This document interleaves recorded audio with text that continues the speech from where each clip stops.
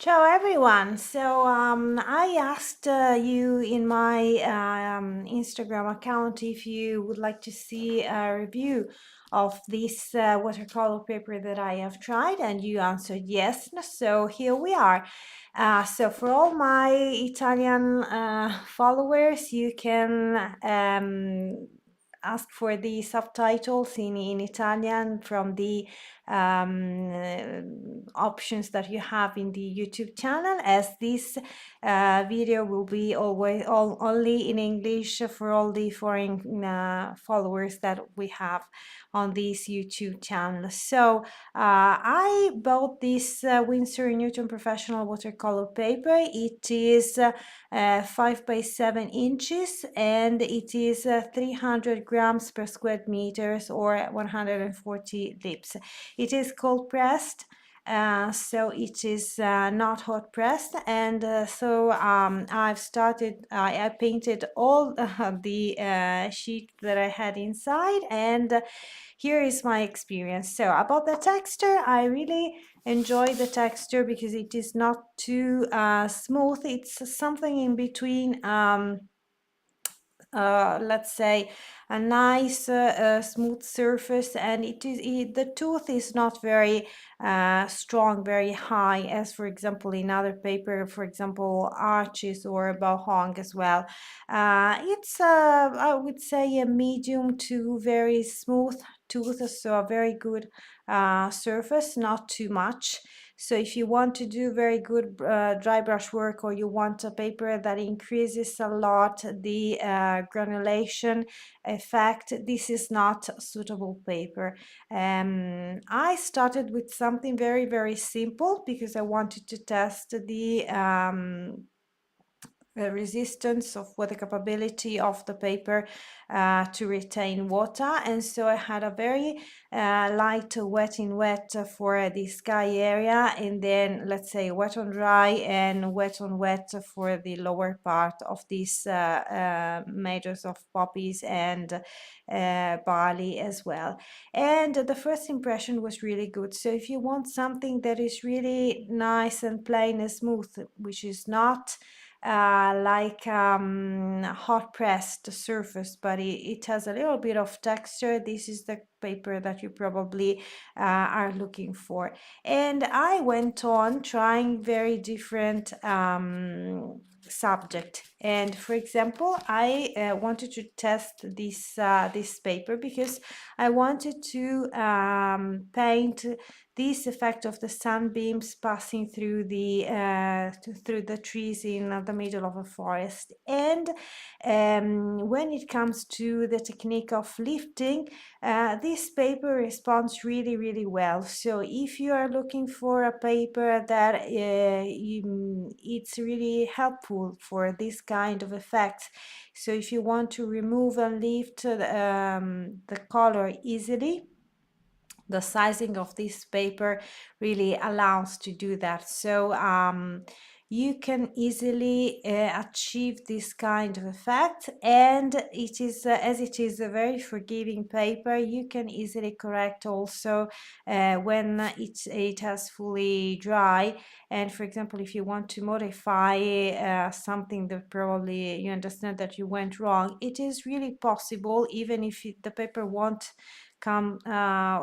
won't come back to perfect white as it is in this area. You can really take advantage of these characteristics. So I'm trying to show you, if you see the texture, you see it's not really strong and it's not too smooth as well. So it's a nice, let's say halfway, something in between, and it is really, really pleasant to use, depending on the subject that you're going to paint. This is a very small format. These are my evening sketches, the ones that I do when at the end of the day I come home and let's say have an hour or so in the evening after dinner before going to bed. So they are very, very simple studies, and they are done in a very quick way, so no more than an hour for each of them. So this is another test that I did, and one of the other characteristics of this paper is that it dries pretty fast. So it is not as fast as a hot press paper, but you need to be very careful, because if you wait too much, you will have harsh line, for example here in the sky, even if I wet the paper. And so when you prepare the colors for the sky, if you're using this paper, you have to prepare all the washes before, because otherwise it will dry really soon. And so even here, when you want to lift the color, you need to be very careful, because if you have water underneath, it is possible to work with a certain speed. Otherwise, you have to be really quick. So as it comes, for example, for here, for this kind of watercolor, so you see in this case I wanted to create soft sky, and I worked really quick. And here, for example, I left completely white, and so I worked most of the time wet on dry. And here are other example of wet in wet. And yes, you need to be quick, because it dries pretty fast. And anyway, you can achieve all very easily also interesting effect, like for example these kind of bloomings, or cauliflower, simply adding drops of clean water, and you have very good effect. Even with salt, I tried also to sprinkle a little bit of salt, and as you see, the effect that you can get is really nice. And when it comes to water, I started to encounter a little bit of troubles, because this kind of paper responds in a different way to the ones that I usually use when I have to paint water.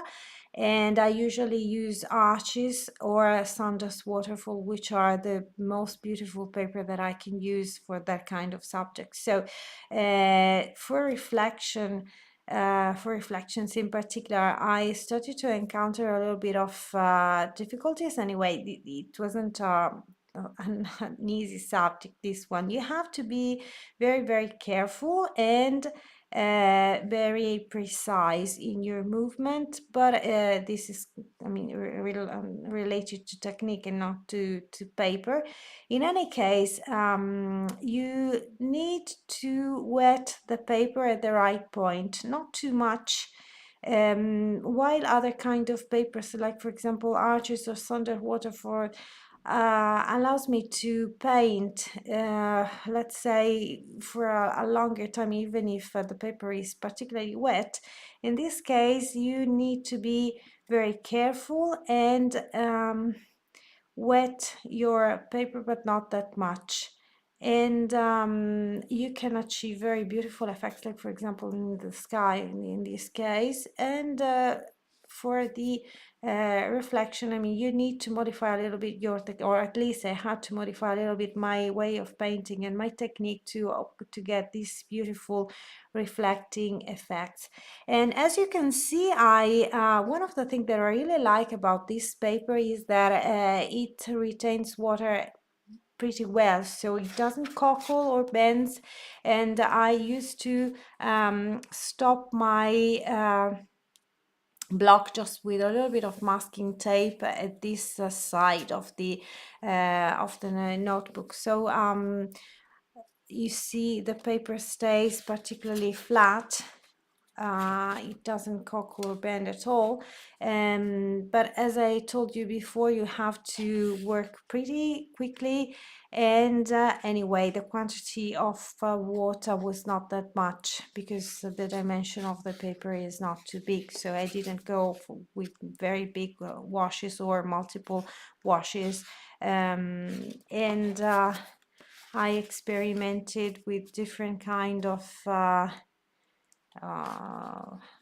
effects, and I was particularly pleased with this one, because the lifting in for getting this kind of effect of the sunbeam sunbeams through the light filtering through the trees. It was probably the best effect that I've ever achieved on with this kind of paper compared to others, like for example Sanders Waterfall that I used. And this is because this paper is as I told you before, it is very forgiving. And so if, for example, you missed a place or you want to lift a little bit of colors away, even when it has fully dry, it is still possible because the color doesn't go too deeply into the fiber of the papers, while with other kind of papers you have to be very careful, and you need to lift the color in the exact moment, otherwise you won't be able to remove the colors afterwards or once it has completely dried. But in this case it is still possible, so for me it's a very good characteristics according to what you have to paint. And if you're looking for specific effects like this one, this paper is probably the best one that I've ever used. And also for this watercolor, I prepared my washes with wet on wet, so the colors before, because it dries really fast. And for water, I probably washed almost wet on dry for all the or for all the areas except for the reflection of the trees. So you really need to master the technique before attempting to paint in water on this kind of paper, especially if you're used to other brands like I am with, as I told you before. And so you see, for example, some effects here on the water. I wasn't able to achieve the same effect that I had with other brands, but the reflections are pretty good, and these white areas where you remove the colors are easily obtained on this paper. While I had some difficulties, for example, when I started to increase the wet on wet proportions, so I had to change my way of painting because I didn't get very good results in this case and also in this case. So I wasn't really happy with the effect that I got here and with the reflections, so I decided that probably I had to modify my technique too much. And while you can get very beautiful effects, like for example in this way the colors stay vivid, and it doesn't it really it's really nice to work on this paper if you want something to use for example very easily. You don't need to wet the paper too much, and you can go also with some wet on wet effects, very and you get very beautiful effects. Also if you pay attention to the density of your washes, and you see that the color stays in place where you put it, and it's really nice. So as I wanted to go further with my studies with water reflection on this kind of paper, as I told you before, I tried to modify my technique, and I succeeded at last in a very good result to me. And this kind of watercolor and this kind of reflection were achieved working slightly differently from my usual way of painting. And yes, I think that on this kind of paper you really need to understand when it is the exact moment for lifting, for painting and leaving the white areas and softening the reflection at the right moment, and working with a very good concentration of pigment on the water itself. But I was really happy when I came to this last watercolor, because I thought that I had understood the exact timing and the exact amount of water I had to use on my paper before getting a very good result for the reflections. Even if not all the effects, and I wasn't able to get all the effects that I can have on other type of paper on this one. So I think that this is the maximum that for my way of painting I can achieve, which is a very good result though. Then here we have a bridge, and also in this case you see it's really nice. We have very nice colors even after a few days, so it's really pleasant to see. Here I had a mistake. I went totally wrong with the tonal value, and yes, I have to finish that. And this one was one of my last experiment, and I wanted to really show the texture of this paper, so I went for this very simple sketch. And you see, if you use the dry brush work, you have a very nice texture that, for example, you can use if you want to achieve this kind of effects of this sparkling light on water. And even if it's not as accentuated as on other papers, like for example Sanders Waterford Arch, even Constant Heritage is very good for this, but also Bao which I bought recently. I think you can really use this for a lot of paintings. So if we here we have come to the end. So to sum up everything, it's a very good paper. If you want to have you can buy also larger format. It's a very good paper, as I was telling you before, if you want to paint quick sketches, if you want also to paint larger paintings, and it dries pretty fast. I mean, I live in Italy. We are at the beginning of spring. The temperature in my house, it's around 19 degrees, 20, so it's not really hot, and we have also a good amount of humidity here where I live, so the paper doesn't dry that fast, usually other kind of paper. So this kind of paper dries fast, so you have to work very quickly. You can get very good results even when sparkling salt on that, so the paper responds very well. The colors stay really bright and nice. And one of the main characteristics that I really like is the fact that you can lift the color very easily. So the next time I have to paint, for example, a subject like this, I would probably go for this kind of paper, because the effect is really beautiful, and you can get this sun, these rays of light of the sun in a very pleasant and easy way. And when it comes to water, probably it will not be my go-to kind of paper, just because I am for my way of painting. But if you work on that a little bit, and you get confident with the kind of with the timing of the paper, you can achieve really good results, like for example this one.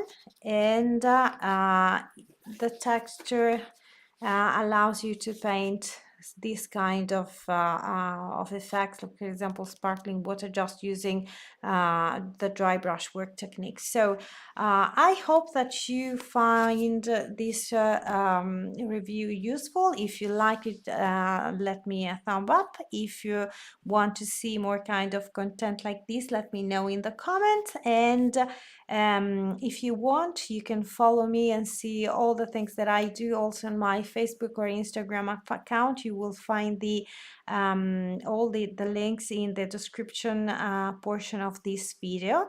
You can find also the link of where I buy my art supplies, and If you want, you can subscribe to this YouTube channel and activate the bell so that you get a notification the next time that I publish a video here. So thank you so much for listening to me in this review, and happy painting, everyone.